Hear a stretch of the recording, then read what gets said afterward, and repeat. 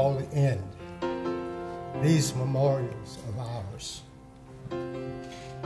As long as we are a nation, they will never end. As long as we live under the banner of freedom, we shall be ever grateful to those fellow Americans and others who have given their lives for the freedoms that we enjoy. So, it is our duty as patriots and veterans who love this land to ensure that everyone who breathes the fresh air of freedom is reminded of the price of freedom and of those who paid for it. We must remember those who established the principles that we live by and those who fought to preserve them. I ask that as you view these memorials and monuments, that you think of the many who have given their lives, who have given the greatest gift of all, for love of country. As you view these memorials and monuments, think of what and who they represent. You young men have the opportunity to effect changes that could result in the need for fewer memorial monuments. You young men can effect the changes that can make life more peaceful, putting your trust in a peaceful and loving God. Let us remember our deceased patriots in our prayers today and every day. And let us remember to comfort the loved ones they have left behind. We pause to recognize our POWs and MIAs. We call your attention to this small table, which occupies the place of dignity and honor. Senators, we will now go over another bill. The bill states, a bill to mandate all Department of Defense equipment, material, and ammunition essential to combat operations be manufactured in the United States.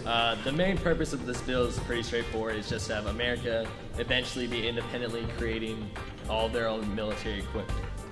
My question is, how would you account for the rare earth resources that we get directly from China? My question is about the economics of it. I'm kind of concerned on both sides. One, if we move production over here, how much is that going to increase our costs?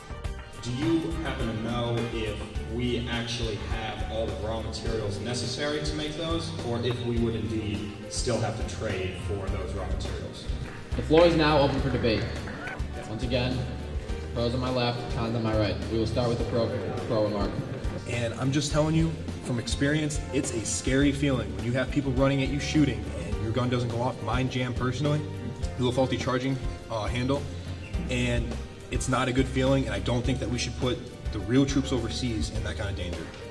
But this is going to cost a lot more money. There's a reason that we are buying our weapons from foreign countries. It's because it's cheaper. I don't think it's a perfect bill, but I think the idea behind getting American jobs and getting more American products made in the United States is the better way to go. So before you vote on this, please keep in mind that no matter how great the idea is, practically and legislatively, it's not effective. When it comes to someone defending my freedom, I want them to have the best weapons possible to do that. And I think by outsourcing it to China or other places and not doing it in the United States is what's going to personally hurt us in the long run. If we're not buying from them, what's to say that they'll keep buying from us? The United States military found that military computer equipment purchased from China contained backdoors enabling enemy forces to come in and control our equipment. Because this bill in its current situation takes out a lot of the allies, which are actually huge resources for our military technologies. Allies like Sweden, Germany, Britain, Israel. If we take out these resources, we're limiting the pool of knowledge from which we can pull from to create the weapons of the future, the technology of the future. This year, there was a bigger stink made over the London Olympics and how our uniforms were made in China than there was about the soldiers' gear being made across overseas. I disagree with that. I think that American people checking for quality control, regardless of where the weapon is made, would be better than just Americans making the weapon. Senator Bryden from Missouri. I love the bill. I think it's a great idea. The point is, we may literally not have the resources required to make some of these things. That's why we have to trade with other countries. The floor is now open for a vote. All in favor, say aye. Aye. opposition say nay.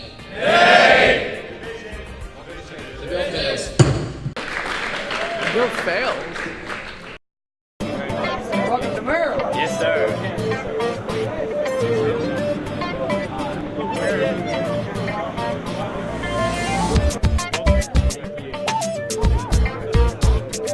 Hello, I'm Tal Arnold, a senator from Colorado, and we just had a wonderful dinner with Mr. Wong, the National Commander of the American Legion, and he said some wonderful things, and we just had the greatest time.